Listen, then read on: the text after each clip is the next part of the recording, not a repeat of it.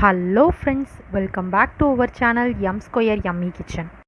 இன்றைக்கி நம்ம சேனலில் கடலை மாவு அண்ட் தேங்காய் வச்சு பண்ணக்கூடிய தேங்காய் பர்பி தாங்க எப்படி பண்ணுறோன்றதை பார்க்க போகிறோம். வாங்க பார்க்கலாம்.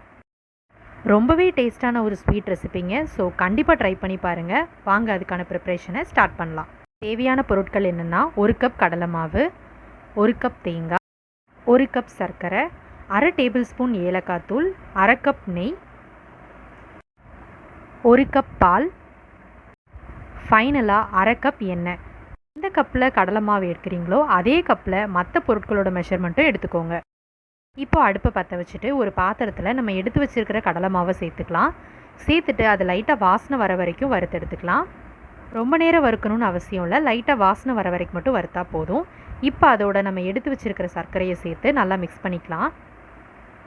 மிக்ஸ் பண்ணதுக்கப்புறமா இதோட நம்ம எடுத்து வச்சுருக்கிற தேங்காவையும் சேர்த்து கலந்து விட்டுக்கோங்க. இப்போ இதில் நம்ம எடுத்து வச்சுருக்கிற நெய், அதோட எண்ணெயும் சேர்த்து நல்லா மிக்ஸ் பண்ணிக்கோங்க. அந்த மாவோட எல்லா பக்கத்தையும் சேர்த்து நல்லா கலந்து விட்டுக்கோங்க. இந்த மாதிரி கலந்ததுக்கப்புறமா நம்ம எடுத்து வச்சுருக்கிற பால் அதில் சேர்த்துக்கலாம். சேர்த்துட்டு கொஞ்சம் கூட கட்டி இல்லாமல் நல்லா கலந்து விட்டுக்கோங்க. கலந்ததுக்கப்புறமா இதை நம்ம அடுப்பில் வச்சு மிக்ஸ் பண்ண போகிறோம். இந்த ஸ்டேஜில் நம்ம கவனிக்க வேண்டியது என்னென்னா, கொஞ்சம் கூட கைவிடாமல் இதை கிண்டிகிட்டே இருக்கணும். கிட்டத்தட்ட ஒரு 1/2 மணி நேரம் போல் ஆகும். ஸோ அது வரைக்கும் நல்லா கலந்து விட்டுட்டே இருங்க.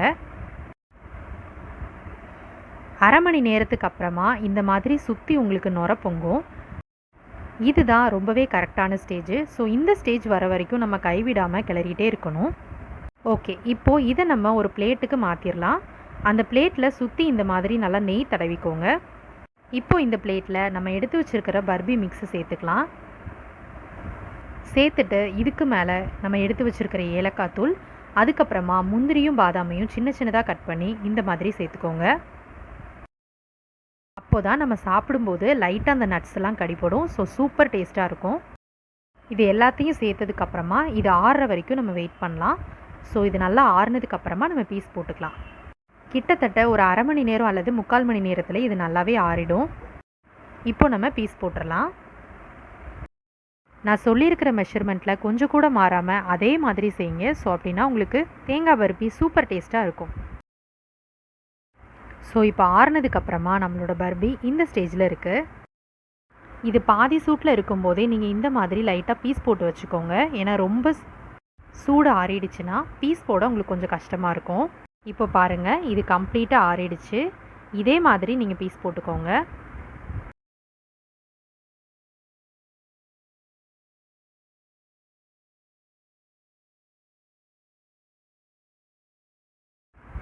பாருங்கள், இப்போ நம்மளோட தேங்காய் பர்பி சூப்பராக ரெடி ஆயிடுச்சு. அவ்வளோதான், நம்மளோட யம்மி அண்ட் டேஸ்டி தேங்காய் பர்பி பரிமாற தயார். 1/2 மணி நேரம் கைவிடாமல் கிண்டுனதுக்கான எஃபெக்ட் வீண் போகலன்னு தாங்க சொல்லணும். உண்மையிலேயே சூப்பர் டேஸ்ட்டாக இருந்துச்சு. ஸோ கண்டிப்பாக நீங்கள் உங்கள் வீட்டில் ட்ரை பண்ணி பாருங்கள். அண்ட் இதே மாதிரி உங்களோட லவ் அண்ட் சப்போர்ட்டை எப்போதுமே எங்களுக்கு கொடுங்க. தேங்க்ஸ் ஃபார் வாட்சிங்.